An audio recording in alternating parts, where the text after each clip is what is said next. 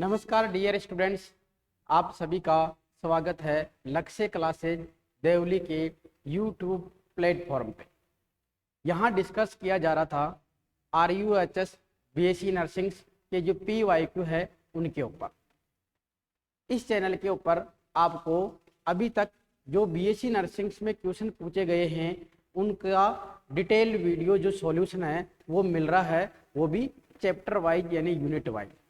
इसमें अपन ने 4 वीडियो पहले देख लिए हैं और ये 5वां जो वीडियो है ये लेकर आया हूँ मैं, और ये है बायोटेक्नोलॉजी की जो यूनिट है उसमें से कौन से क्वेश्चन आए हैं उनके ऊपर। जैसे कि आप देख पा रहे होंगे, पहला क्वेश्चन है ट्रांसजेनिक गाय जिसका नाम है रोजी के दूध में पाया जाने वाला कौन सा प्रोटीन है। तो ट्रांसजेनिक जो गाय जो रोजी है ये डेवलप की गई थी कब? 1997 में, और इसके अंतर्गत एल्फा लेक्ट एल्ब्यूमिन की अधिकता पाई जाती है जो कि बच्चों के पोषण के लिए सबसे ज़्यादा जरूरी है। तो सामान्य गाय के दूध में इसकी कमी पाई जाती है, इसलिए रोजी गाय डेवलप की गई, ट्रांसजेनिक गाय डेवलप की गई। तो पहला ऑप्शन है ह्यूमन एल्फा लेक्ट एल्ब्यूमिन, यानी पहला जो ऑप्शन है वही क्या है इसमें सही है। तो नेक्स्ट क्वेश्चन है प्रतिबंधन एंजाइम को यह भी कहा जाता है, प्रतिबंधन एंजाइम यानी जो रेस्ट्रिक्शन एंजाइम है इनका काम क्या है? इनका मुख्य जो कार्य है वो है DNA को काटना, DNA खंडों को काटना। ये DNA खंडों को एक विशिष्ट जगह से काटते हैं जहां 6 क्षारकों का एक विशेष क्रम होता है। तो इसीलिए इनको कहा जाता है मॉलिक्यूलर सीजर, यानी इनको आणविक कैंचियां, इनको क्या कहा जाता है? आणविक कैंचियां, मॉलिक्यूलर सीजर भी कहा जाता है। तो इसका जो राइट आंसर है वो है आणविक कैंचियां या मॉलिक्यूलर सीजर। नेक्स्ट क्वेश्चन है खोजा जाने वाला पहला प्रतिबंधन एंडोन्यूक्लियेज एंजाइम कौन सा है, यानी कि पहला प्रतिबंधन एंडोन्यूक्लियेज एंजाइम कौन सा है। जो प्रतिबंधन एंजाइम होते हैं वो 2 प्रकार के होते हैं, यानी जो रेस्ट्रिक्शन एंजाइम्स होते हैं ये 2 प्रकार के होते हैं। एक तो है एक्सोन्यूक्लियेज और एक है एंडोन्यूक्लियेज। एंडोन्यूक्लियेज जो एक्सोन्यूक्लियेज होता है ये DNA को उसको किनारों से काटता है, और जबकि एंडोन्यूक्लियेज क्या होता है? मध्य से काटता है। तो यहाँ पहला प्रतिबंधन जो एंडोन्यूक्लियेज है वो कौन सा है? तो वो है हिंड सेकेंड। तो इसका जो ऑप्शन है वो है बी। नेक्स्ट क्वेश्चन है बीटी कॉटन में बीटी का अर्थ है, बीटी कॉटन में बीटी का अर्थ है। तो बीटी कॉटन क्या है? एक ट्रांसजेनिक क्रॉप है, ट्रांसजेनिक क्रॉप, ट्रांसजेनिक फसल है बीटी कॉटन, जिसमें से एक जीवाणु है, उस जीवाणु का नाम है बेसिलस thuringiensis। इस जीवाणु से 2 प्रोटीन इस कपास के अंतर्गत डाली गई है जो कि सुंडी कीटों से रक्षा करता है। तो यहाँ बीटी का अर्थ है बेसिलस thuringiensis। बैक्टीरिया thuringiensis नहीं है, बैक्टीरियोफेज thuringiensis नहीं है, बेसिलस thuringiensis, यानी जो ऑप्शन सी है वो इसका राइट आंसर है। नेक्स्ट क्वेश्चन है नीली क्रांति किससे संबंधित है? ब्लू रिवोल्यूशन किससे रिलेटेड है? तो मछली और समुद्री उत्पादों का उत्पादन, तो पहला जो ऑप्शन है वो इसका सही है। नीली क्रांति किससे रिलेटेड है? मछली उत्पादन से। तिलहन उत्पादन से कौन सी क्रांति संबंधित है? पीली क्रांति, येलो रिवोल्यूशन इससे संबंधित है। खाद्यान्न उत्पादन से कौन सी है? हरित क्रांति, ग्रीन रिवोल्यूशन। और दूध उत्पादन से कौन सी संबंधित है? श्वेत या सफेद क्रांति। व्हाइट रिवोल्यूशन का जो रिलेशन है वो है दूध उत्पादन से। इसके बाद में अगला क्वेश्चन है, तो ऐसे विद्यार्थी जो 10th क्लास का एग्ज़ाम दे चुके हैं और जो 11th क्लास में एडमिशन लेना चाहते हैं, या ऐसे विद्यार्थी जिन्होंने 11th का एग्ज़ाम क्लियर कर लिया है और वो 12th क्लास को ज्वाइन करना चाहते हैं अच्छी जगह और अच्छी पढ़ाई के साथ, तो उनके लिए एक अच्छा सुनहरा मौका है लक्ष्य क्लासेज को ज्वाइन करने का।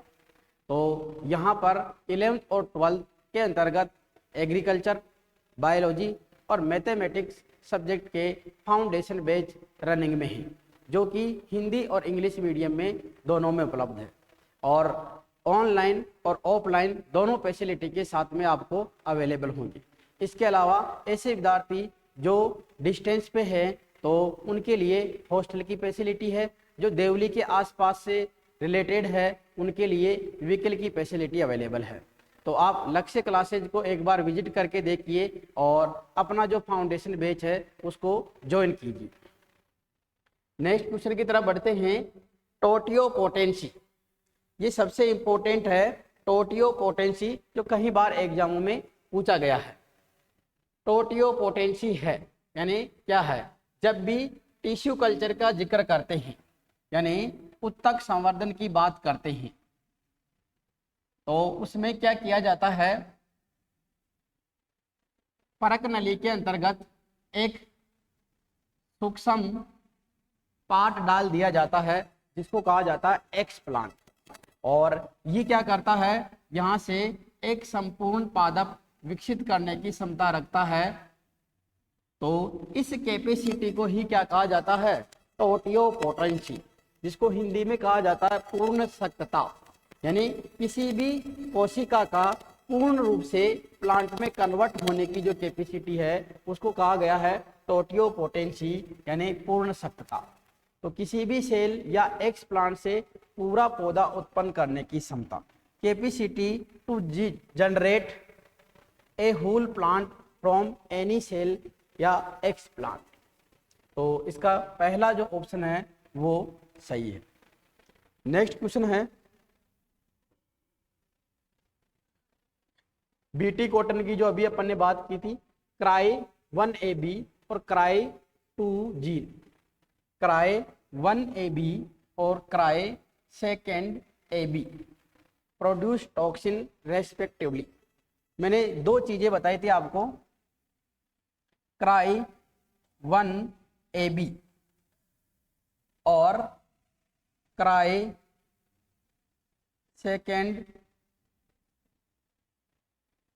2AC।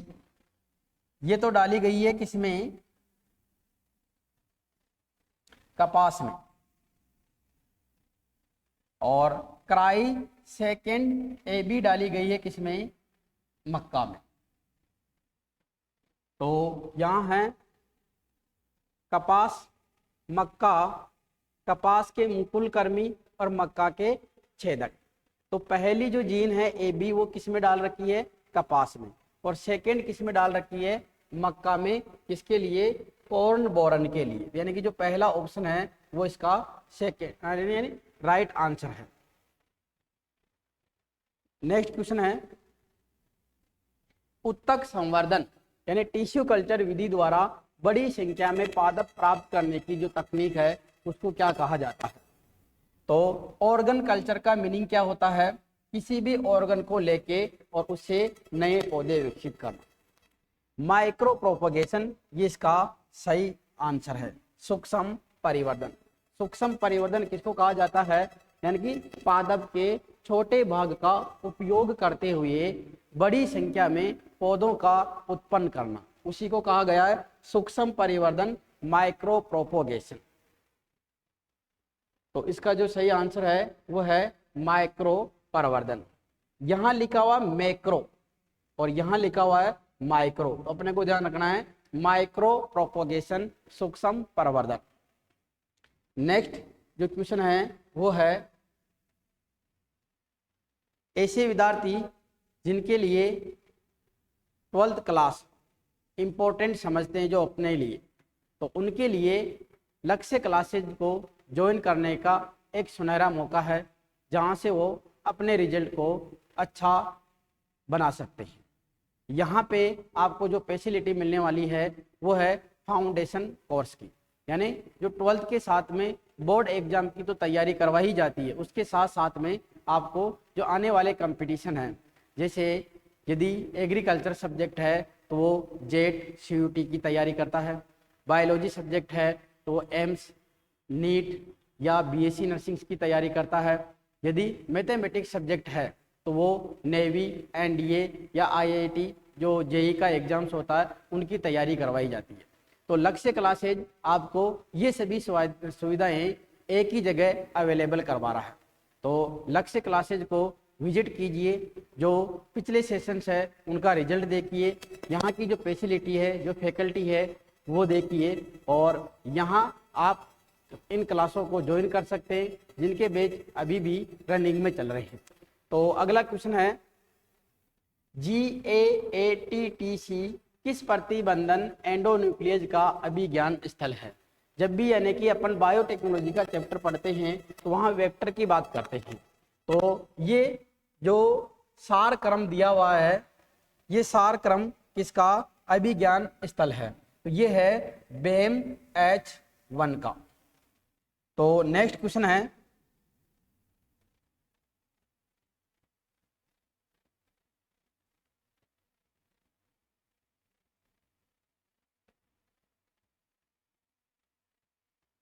BT कॉटन से सबसे ज्यादा क्वेश्चन पूछे गए हैं अब तक। ये तीसरा क्वेश्चन आ रहा है जो BT कॉटन से रिलेटेड है। तो बेसिलस thuringiensis का जो विष है वो उसको एक्टिव करने का काम कौन करता है, तो इसकी जानकारी आपको ध्यान रखना है।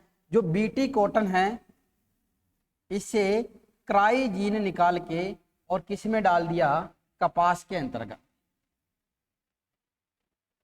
जो ये क्राई टॉक्सिन है, ये जो क्राइजीन है ये टॉक्सिन उत्पन्न करती है, जिसको BT टॉक्सिन या एंडोटॉक्सिन भी कहा जा रहा है, और ये होता है इनएक्टिव फॉर्म में, या अपन ये कह सकते हैं कि ये जीन है ये अभी एक्टिव फॉर्म में नहीं है। जब कपास के ऊपर अटैक कर देता कौन, बॉलवर्म इंसेक्ट, बॉलवर्म यानी जो सुंडी कीट है वो अटैक कर देता है, तो ये जीन या कहाँ पहुंच गई, इस बॉलवर्म के जो आहार नाल है उसके अंतर्गत।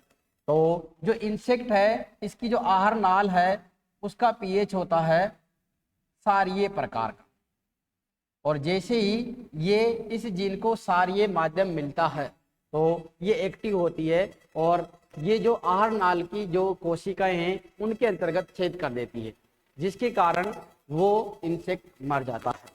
तो उसका ट्रिगर का काम कौन कर रहा है, alkaline pH of insect guts, यानी जो कीट की आंत्र है उसका सारीय pH सक्रियण के लिए जिम्मेदार होता है।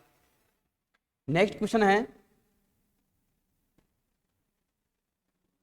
कवक की कोशिका भित्ति को नष्ट करने के लिए कौन सा एंजाइम प्रयोग किया जाता है। यानी जब DNA को सेपरेट किया जाता है तब सबसे पहले उस होस्ट से क्या किया जाता है, उनकी जो झिल्लियां होती है उनको नष्ट किया जाता है। तो कौन कौन से एंजाइम हैं, वो है यदि जीवाणु हैं तो उसको लाइसोजाइम के द्वारा पाचित किया जाएगा, यदि प्लांट सेल से निकाल रहे हैं तो वो सेलुलोज एंजाइम से पाचित किया जाएगा, और यदि कवक से निकाल रहे हैं तो वो काइटिनेज से पाचित किया जाएगा, डाइजेस्ट किया जाएगा। तो यहाँ पूछ रहा है कवक की कोशिका भित्ति को, तो कौन सा है, ऑप्शन नंबर सी इसका राइट आंसर है। नेक्स्ट क्वेश्चन है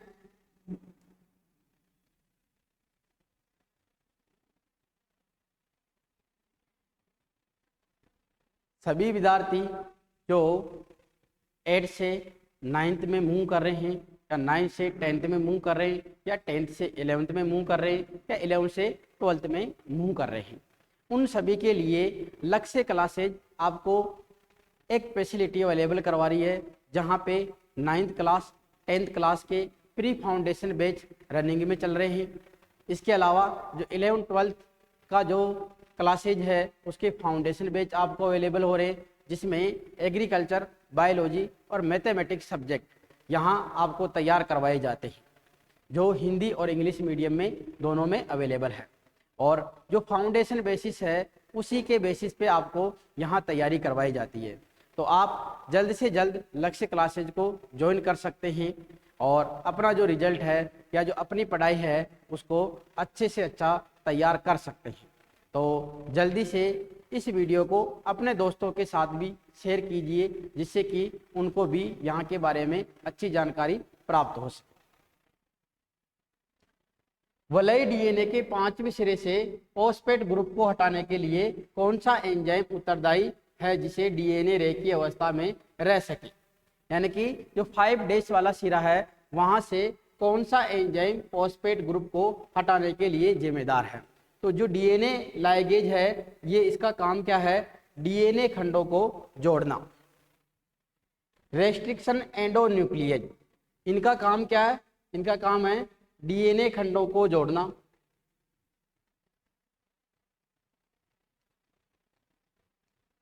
इनका काम क्या है? डीएनए खंडों को काटना।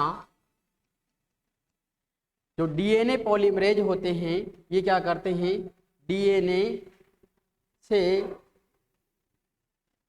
डीएनए बनाने का काम करते हैं। अब बच गया कौन सा? एल्केलाइन फॉस्फेटेज एंजाइम क्या करते हैं? यानी 5वें सिरे से जो फॉस्फेट ग्रुप होता है उसको रिमूव करने का काम करते हैं। यानी जो ऑप्शन नंबर सी है ये इसका राइट आंसर है। नेक्स्ट क्वेश्चन है, प्रतिबंधन एंडोन्यूक्लियेज एंजाइम द्वारा डीएनए को काटने के परिणाम स्वरूप डीएनए का खंडन हो जाता है, यानी उसके टुकड़े टुकड़े हो जाते हैं। इन खंडों को किस तकनीक के द्वारा अलग कर सकते हैं? The cutting of DNA by restriction endonuclease results in the fragments of DNA.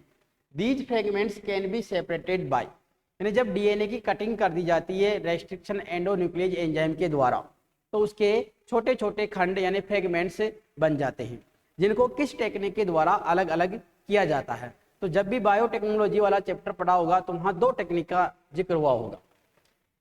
एक तो आपको ध्यान रखनी है पीसीआर टेक्निक, और एक पढ़ा होगा आपने जेल इलेक्ट्रोफोरेसिस।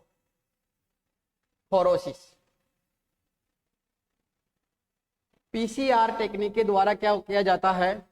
मल्टीप्लिकेशन किया जाता है, यानी गुणन किया जाता है। यदि डीएनए का सैंपल कम होता है तो उनका मल्टीप्लिकेशन यानी कि उनकी कॉपीज तैयार की जाती है। किसके द्वारा? पीसीआर टेक्निक द्वारा। ये जो टेक्निक है ये डेवलप की थी किसने? कैरी मुलिस ने। पूरा नाम क्या है? Polymerase chain reaction. तो पॉलीमराइजेशन का मतलब भी क्या होता है? उसका गुणन करना। और दूसरी टेक्निक है जेल इलेक्ट्रोफोरेसिस।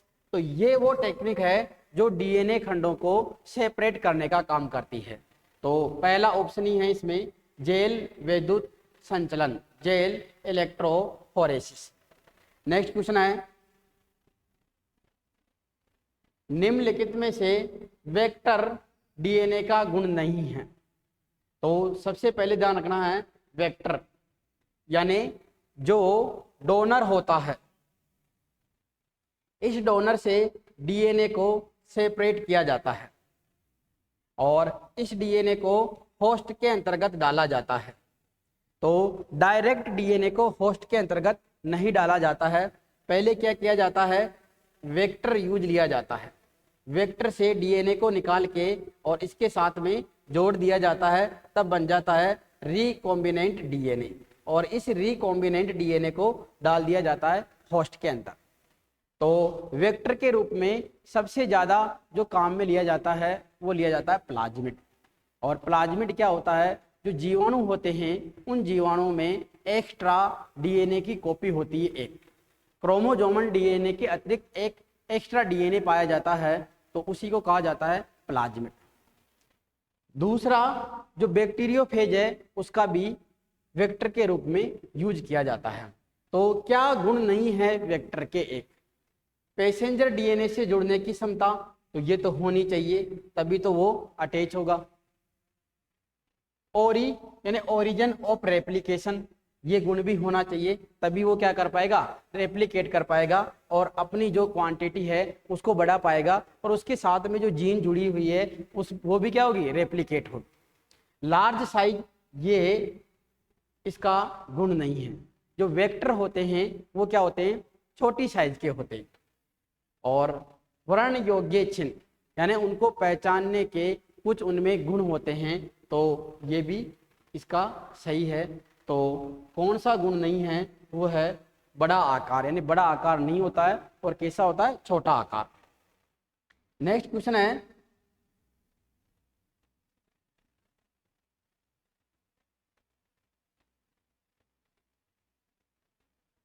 तो ऐसे विद्यार्थी जो अभी तक बीएससी नर्सिंग में रुचि नहीं दिखा रहे हैं, तो उनके लिए अभी भी एक मौका है कि अभी जो फॉर्म है RUHS बीएससी नर्सिंग के वो अभी रिलीज नहीं हुए हैं, तो आपके पास अभी भी 2 से 3 महीने का टाइम है। तो आप बीएससी नर्सिंग की अच्छी तैयारी करके और गवर्नमेंट कॉलेज प्राप्त कर सकते हैं। बीएससी नर्सिंग एक अच्छा कोर्स है जहाँ से आपको एक अच्छी सैलरी की नौकरी प्राप्त होती है। तो यहाँ जो लक्ष्य क्लासेज देवली है, यहाँ से ऐसे विद्यार्थी है जिन्होंने 12th के साथ में बीएससी नर्सिंग गवर्नमेंट कॉलेज प्राप्त की है, जिसे कुछ आपके पास ऐसे एग्जाम्पल मैं बता पा रहा हूँ जो कि 12th के साथ साथ इन्होंने गवर्नमेंट कॉलेज जो बीएससी नर्सिंग है वो प्राप्त कर रखी है। तो आप लक्ष्य क्लासेज के साथ में जुड़ के और अपनी तैयारी अच्छी तरह से कर सकते हैं। तो इस वीडियो को अपने दोस्तों के साथ अधिक से अधिक शेयर कीजिए, जिससे कि वो भी अपनी तैयारी को अच्छा कर सकें। धन्यवाद।